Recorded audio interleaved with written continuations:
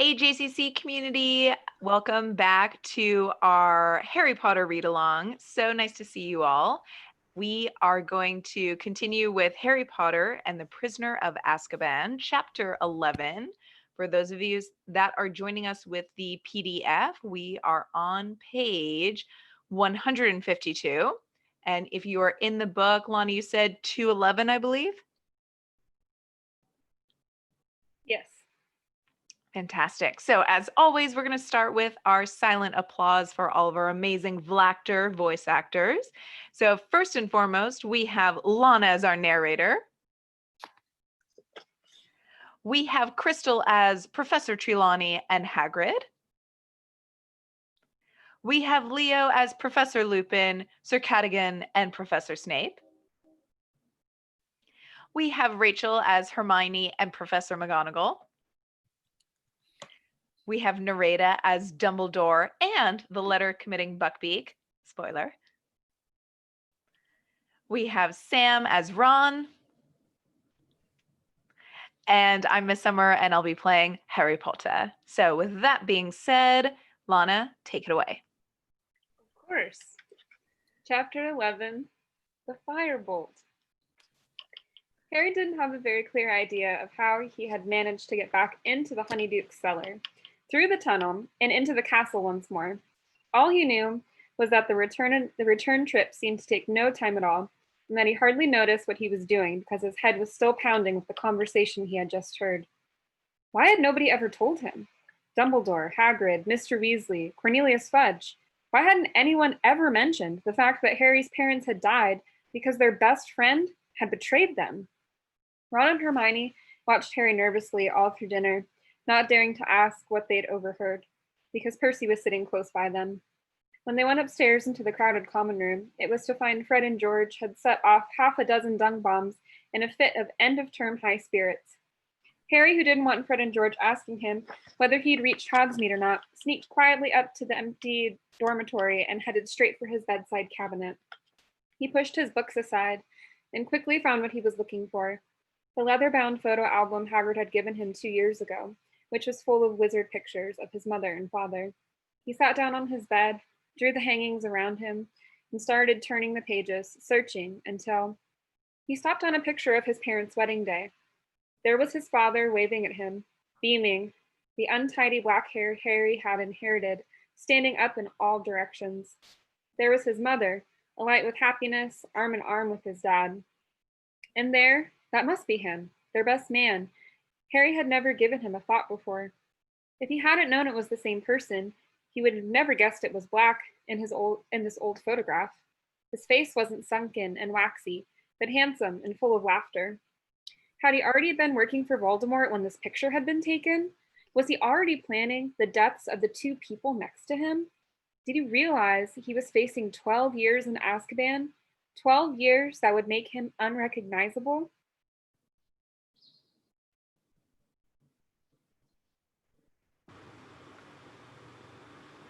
Harry, this is you thinking.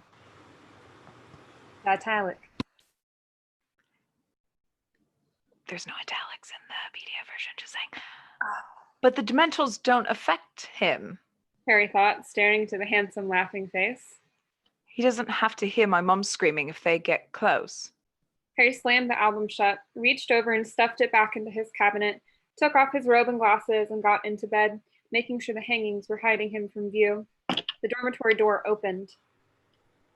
Harry? Said Ron's voice uncertainly. But Harry lay still, pretending to be asleep. He heard Ron leave again and rolled over on his back, his eyes wide open.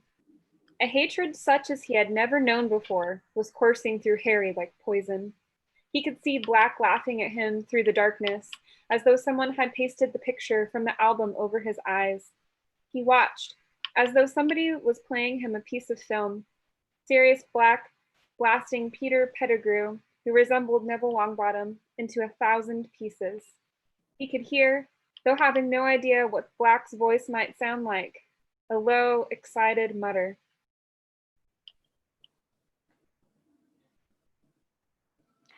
It's happened, my lord.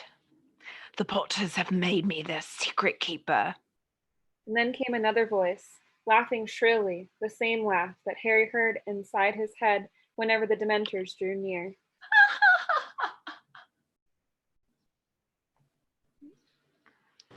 Harry, you look terrible. Harry hadn't gotten to sleep until daybreak. He had awoken to find the dormitory deserted, dressed, and gone down the spiral staircase to a common room that was completely empty except for Ron, who was eating a peppermint toad and massaging his stomach, and Hermione, who had spread her homework over 3 tables. Where is everyone? Said Harry. Gone. It's the first day of the holidays, remember? Said Ron, watching Harry closely. It's nearly lunchtime. I was going to come and wake you up in a minute. Harry slumped into a chair next to the fire. Snow was still falling outside the windows. Crookshanks was spread out in front of the fire like a large ginger rug. You really don't look well, you know. Hermione said, peering anxiously into his face. I'm fine. Said Harry. Harry, listen. Said Hermione, exchanging a look with Ron. You must be really upset about what we heard yesterday. But the thing is, you mustn't go do anything stupid. Like what? Said Harry. Like trying to go after Black? Said Ron sharply. Harry could tell they had rehearsed this conversation while he had been asleep. He didn't say anything. You won't, will you, Harry? Said Hermione. Because Black's not worth dying for. Said Ron. Harry looked at them. They didn't seem to understand at all. Do you know what I see and hear every time a Dementor gets too near me? Ron and Hermione shook their heads, looking apprehensive. I can hear my mom screaming and pleading with Voldemort. And if you'd heard your mom screaming like that, just about to be killed, you wouldn't forget it in a hurry. And if you found out someone who is supposed to be a friend of hers betrayed her and sent Voldemort after her. There's nothing you can do. Said Hermione, looking stricken. The Dementors will catch Black and he'll go back to Azkaban and serve him right. You know what Fudge said. Black isn't affected by Azkaban like normal people are. It's not a punishment for him like it is for the others. So what are you saying? Said Ron, looking very tense. You want to kill Black or something? Don't be silly. Said Hermione in a panicky voice. Harry doesn't want to kill anyone, do you, Harry? Again, Harry didn't answer. He didn't know what he wanted to do. All he knew was the idea of doing nothing while Black was at liberty was almost more than he could stand. Malfoy knows. He said abruptly. Remember what he said to me in Potions. If it was me, I'd hunt him down myself. I'd want revenge. You're going to take Malfoy's advice instead of ours. Said Ron furiously. Listen, you know what Pettigrew's mother got back after Black had finished with him? Dad told me. The Order of Merlin, first class, and Pettigrew's finger in a box. That was the biggest bit of him they could find. Black's a madman, Harry, and he's dangerous. Malfoy's dad must have told him. Said Harry, ignoring Ron. He was right in Voldemort's inner circle.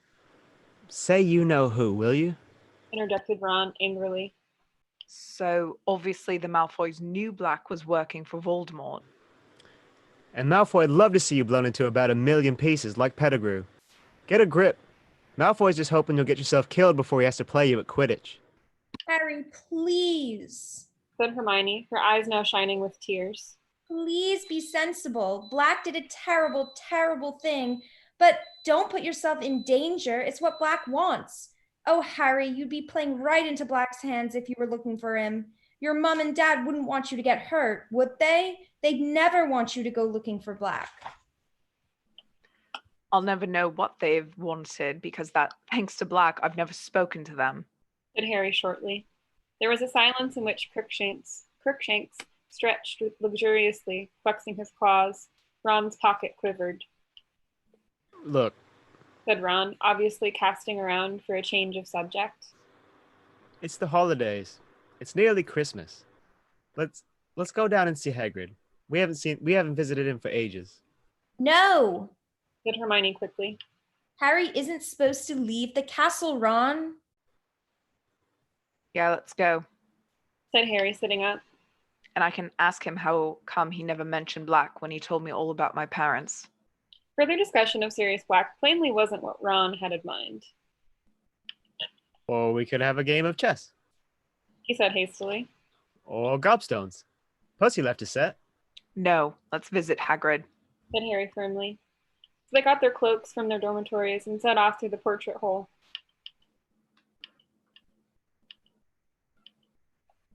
Portrait hole. That's your category. Stand in place, you yellow-bellied mongrels. Down through the empty castle and out through the oak front doors. They made their way slowly down the lawn, making a shallow trench in the glittering, powdery snow, their socks and the hems of their cloaks soaked and freezing.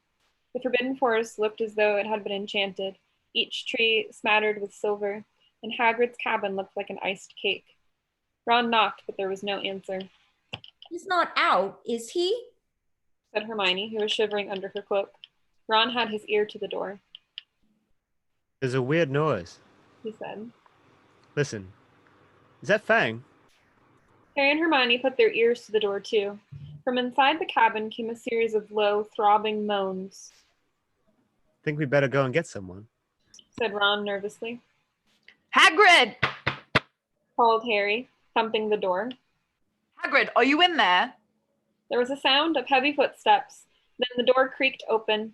Hagrid stood there with his eyes red and swollen, tears splashing down the front of his leather vest.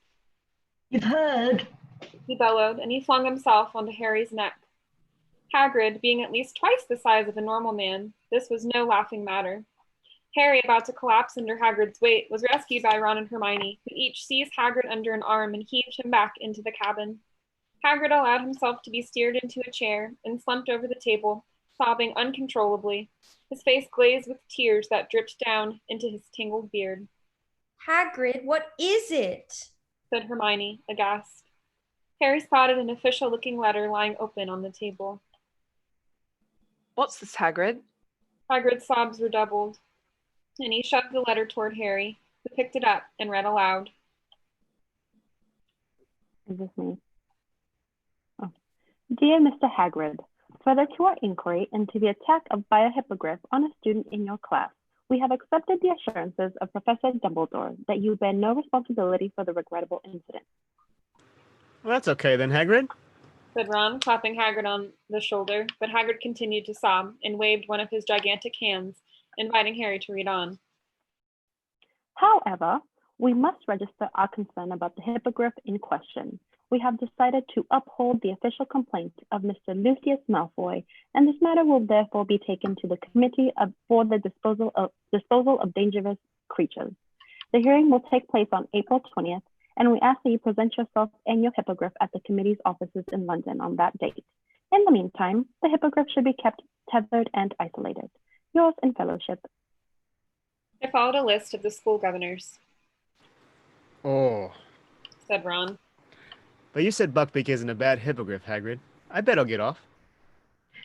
you don't know them gargoyles at the Committee for the Disposal of Dangerous Creatures.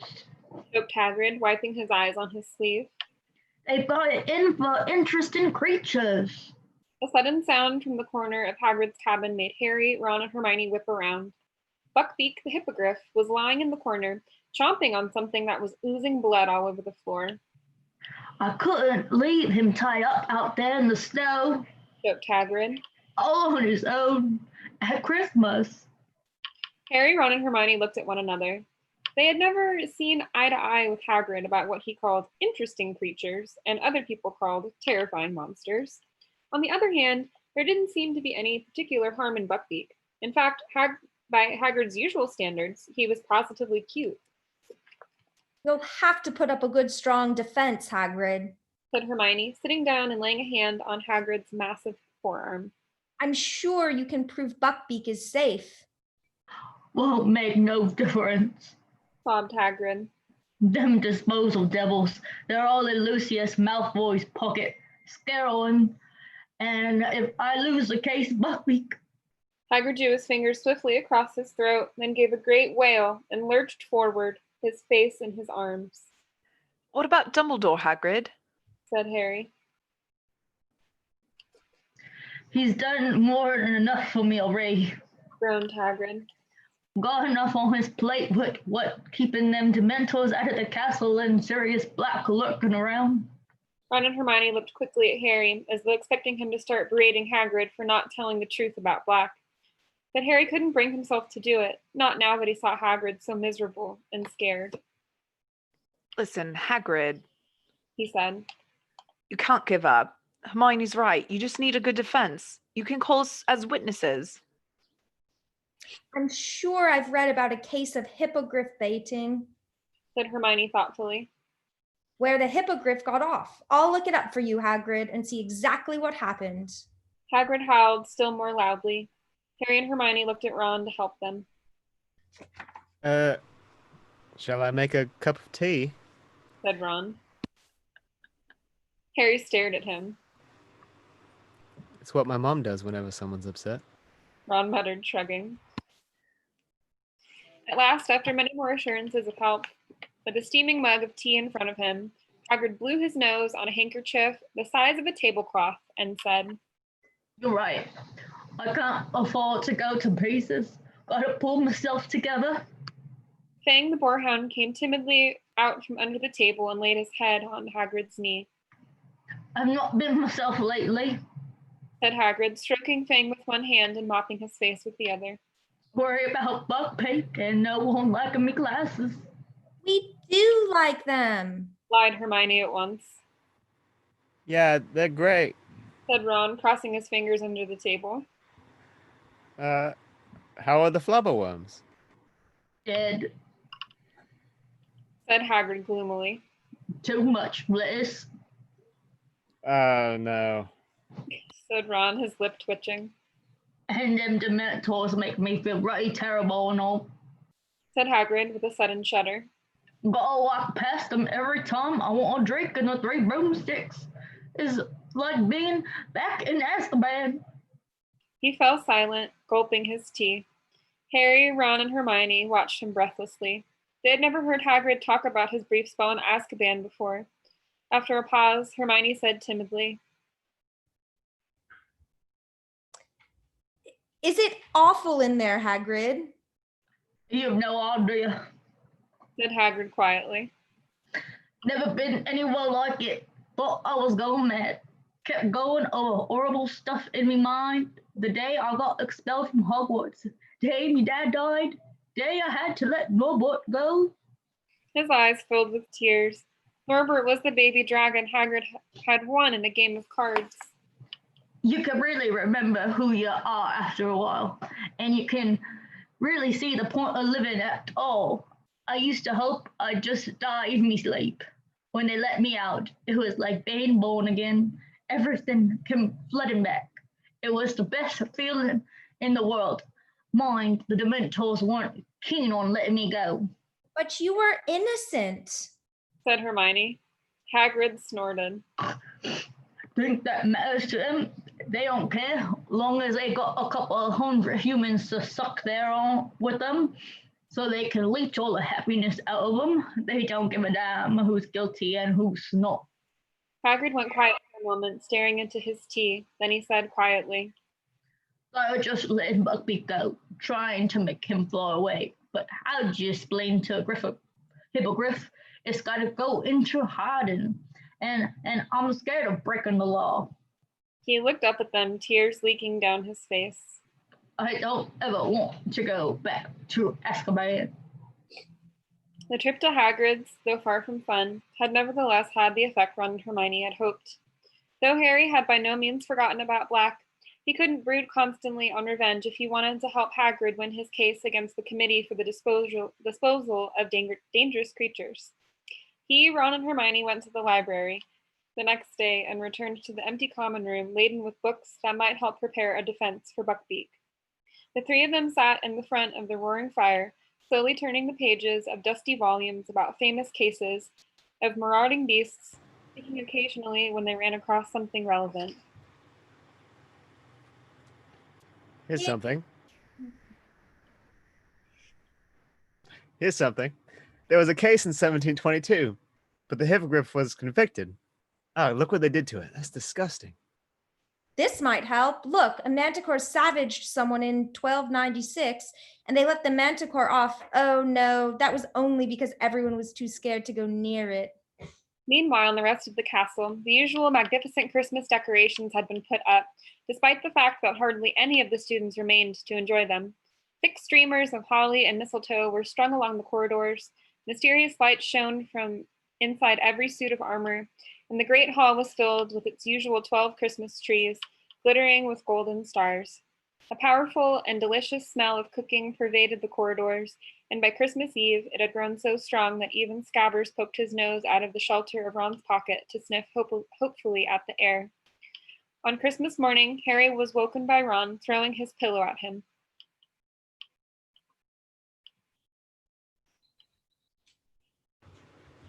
Ron, that's you. Oi, presents. Oh. Harry reached for his glasses and put them on, squinting through the semi-darkness to the foot of his bed, where a small heap of parcels had appeared. Ron was already ripping the paper off his own presents. Another sweater from Mom. Maroon again. See if you've got one. Harry had. Mrs. Weasley had sent him a scarlet sweater with the Gryffindor lion knitted on the front, also a dozen home-baked mince pies, some Christmas cake, and a box of nut brittle. As he moved all these things aside, he saw a long, thin package underneath. What's that? Said Ron, looking over, a freshly unwrapped pair of maroon socks in his hand. Dunno. Harry ripped the parcel open and gasped as a magnificent gleaming broomstick rolled out onto his bedspread. Ron dropped his socks and jumped off his bed for a closer look. I don't believe it. He said hoarsely.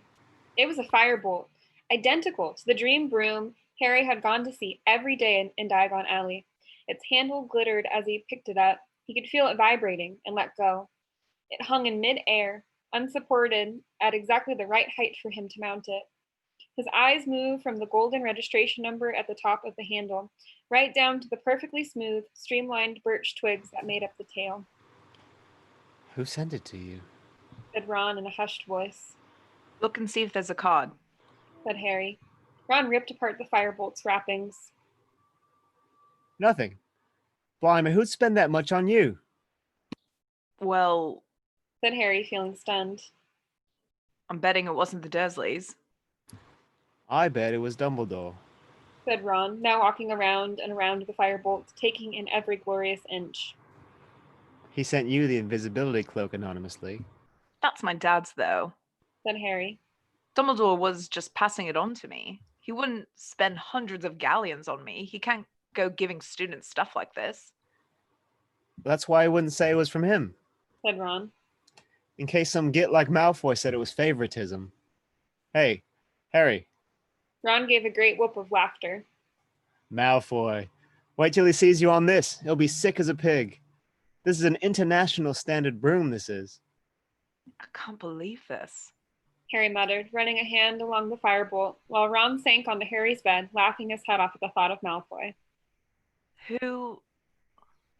I know. Said Ron, controlling himself. I know who it could have been. Lupin. What?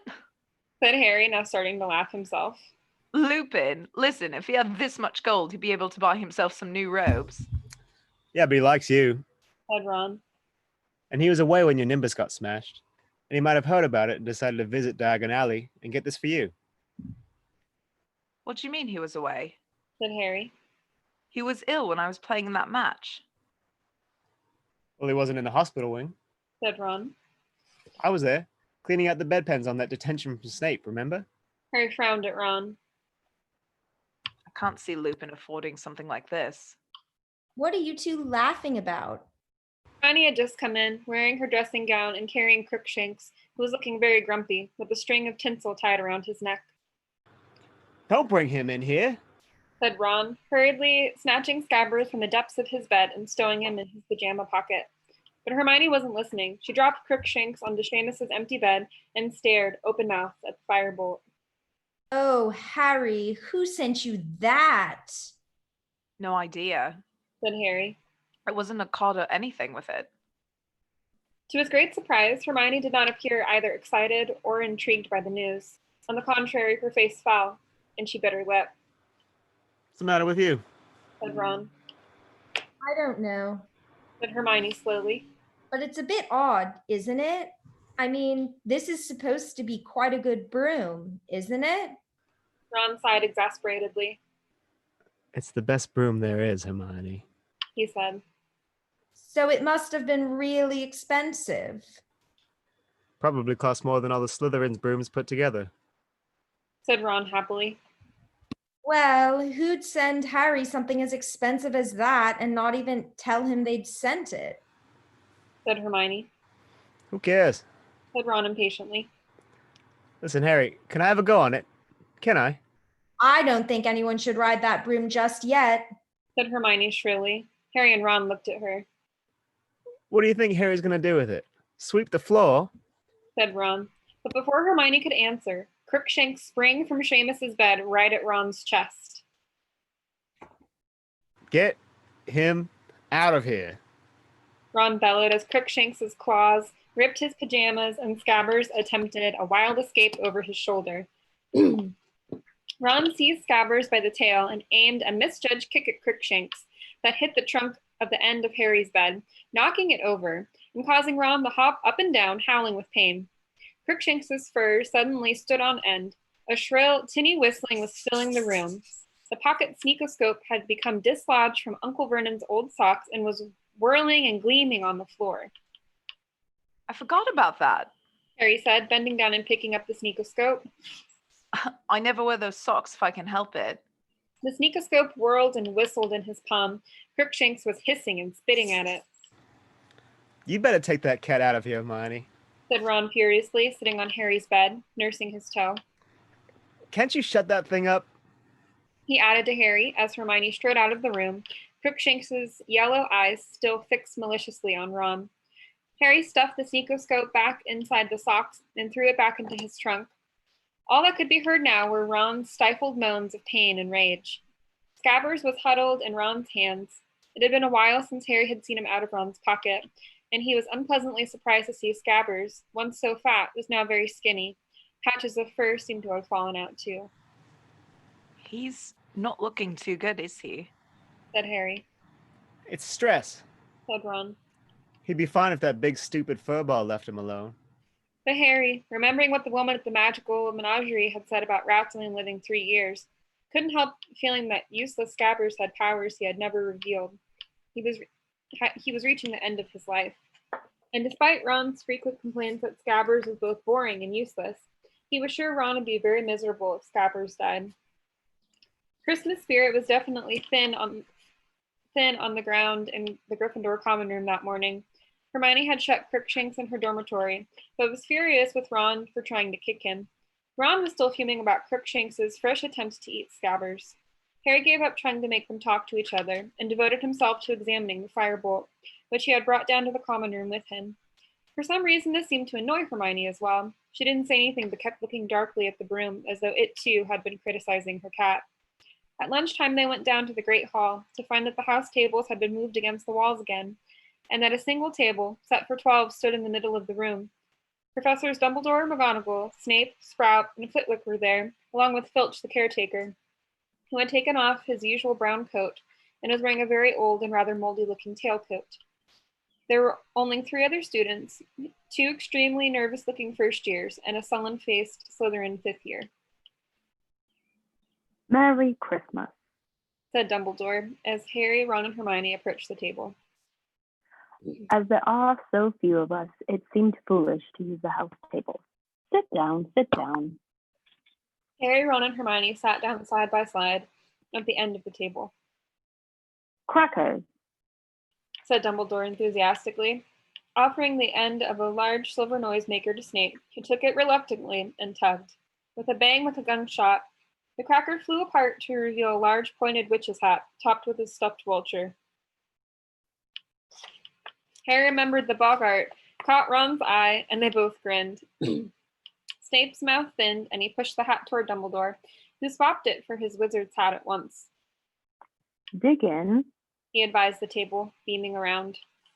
As Harry was helping himself to roast potatoes, the doors of the Great Hall opened again. It was Professor Trelawney, gliding toward them as though on wheels. She had put on a green sequin dress in honor of the occasion, making her look more like a glittering, oversized dragonfly. Sybil, this is a pleasant surprise. Said Dumbledore, standing up. I have been crystal grazing, Headmaster. Said Professor Trelawney in her mistiest, most faraway voice. And to my astonishment, I saw myself abandoning my solitary luncheon and coming to join you. Who am I to refuse the promptings of fate? I at once hastened from my tower, and I do beg you to forgive my lateness. Certainly, certainly. Said Dumbledore, his eyes twinkling. Let me draw you up a chair. And he did indeed draw a chair in midair with his wand, which revolved for a few seconds before falling with a thud between Professors Snape and McGonagall. Professor Trelawney, however, did not sit down. Her enormous eyes had been roving around the table, and she suddenly uttered a soft kind of scream. I dare not, Headmaster. If I join the table, we shall be 13. Nothing can be more unlucky. Never forget that when 13 dine together, the first to rise will be the first to die. We'll risk it, Sybil. Said Professor McGonagall impatiently.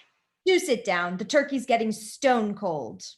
Professor Trelawney hesitated, then lowered herself into the empty chair, eyes shut and mouth clenched tight, as though expecting a thunderbolt to hit the table.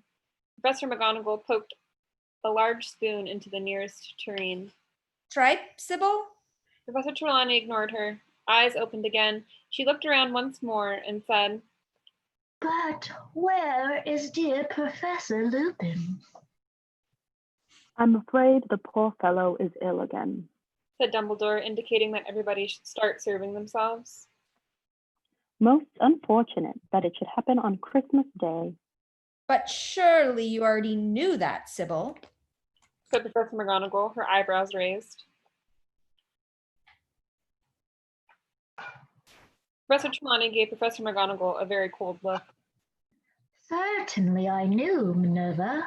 She said quietly.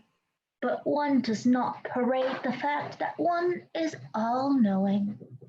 I frequently act as though I am not possessed of the inner eye, so as not to make others nervous. That explains a great deal. Said Professor McGonagall quietly. Professor Trelawney's voice suddenly became a good deal less misty. If you must know, Minerva, I have seen that poor Professor Lupin will not be with us for very long. He seems aware himself that his time is short. He positively fled when I offered to crystal gaze for him. Imagine that. Said Professor McGonagall dryly. I doubt. Said Dumbledore in a cheerful but slightly raised voice, which put an end to Professor McGonagall and Professor Trelawney's conversation. That Professor Lupin is in any immediate danger.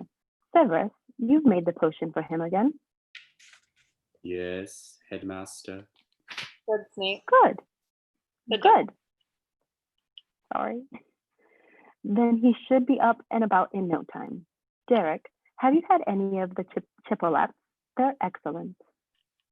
The first-year boy went furiously red on being addressed directly by Dumbledore and took the platter of sausages with trembling hands. Professor Trelawney behaved almost normally until the very end of Christmas dinner, 2 hours later. Full to bursting with Christmas dinner and still wearing their party hats, Harry and Ron got up first from the table and she shrieked loudly. Which of you let his seat first? Which? Dunno. Said Ron, looking uneasily at Harry. I doubt it will make much difference. Said Professor McGonagall coldly. Unless a mad axeman is waiting outside the doors to slaughter the first into the entrance hall. Even Ron laughed. Professor Trelawney looked highly affronted. Coming? Harry said to Hermione. No, Hermione muttered. I want a quick word with Professor McGonagall. Probably trying to see if she can take any more classes. Yawned Ron as they made their way into the entrance hall, which is completely devoid of mad axemen. When they reached the portrait hole, they found Sir Cadogan enjoying a Christmas party with a couple of monks, several previous headmasters of Hogwarts, and his fat pony. He pushed up his visor and toasted them with a flagon of mead. Merry Christmas. Password. Scurvy cur. Said Ron. And the same to you, sir. Roared Sir Cadogan, as the painting swung forward to admit them. Harry went straight up to the dormitory, collected the firebolt and the broomstick servicing kit Hermione had given him for his birthday, brought them downstairs, and tried to find something to do to the firebolt. However, there were no bent twigs to clip, and the handle was already so shiny it seemed pointless to polish it. He and Ron simply sat admiring it from every angle until the portrait hole opened, and Hermione came in, accompanied by Professor McGonagall. Though Professor McGonagall was head of Gryffindor House, Harry had seen her in the common room only once before, and that had been to make a very grave announcement. He and Ron both stared at her, both holding the firebolt. Hermione walked around them, sat down, picked up the nearest book, and hid her face behind it. So that's it, is it? Said Professor McGonagall beatily, walking over to the fireside and staring at the firebolt. Miss Granger has just informed me that you may have been sent a broomstick, Potter. Harry and Ron looked around at Hermione. They could see her forehead reddening over the top of her book, which was upside down. May I? Said Professor McGonagall, but she didn't wait for an answer before pulling the firebolt out of their hands. She examined it carefully from twig to tail end, from handle to twig ends. And there was no note at all, Potter? No card, no message of any kind? No. Said Harry blankly. I see. Said Professor McGonagall. Well, I'm afraid I will have to take this, Potter. What? Said Harry, scrambling to his feet. Why? It will need to be checked for jinxes. Said Professor McGonagall. Of course, I'm no expert, but I dare say Madam Hooch and Professor Flitwick will strip it down. Strip it down? Repeated Ron, as though Professor McGonagall was mad. It shouldn't take more than a few weeks. Said Professor McGonagall. You will have it back if we are sure it is jinx-free. There's nothing wrong with it. Said Harry, his voice shaking slightly. Honestly, Professor. You can't know that, Potter. Said Professor McGonagall quite kindly. Not until you've flown it, at any rate, and I'm afraid that is out of the question until we are certain that it has not been tampered with. I shall keep you informed. Professor McGonagall turned on her heel and carried the firebolt out of the portrait hole, which closed behind her. Harry stood staring after her, the tin of the high finish polish still clutched in his hands. Ron, however, rounded on Hermione. What did you go running to McGonagall for? Hermione threw her book aside. She was still pink in the face, but stood up and faced Ron defiantly. Because I thought, and Professor McGonagall agrees with me, that the broom was probably sent to Harry by Sirius Black. Dun, dun, dun. All right, everyone, that's the end of chapter 11. Come back and join us maybe Monday for a magical Muggle Monday read along. We hope you are all having a great week. Wish you a great weekend, and we'll see you soon. Bye, everyone.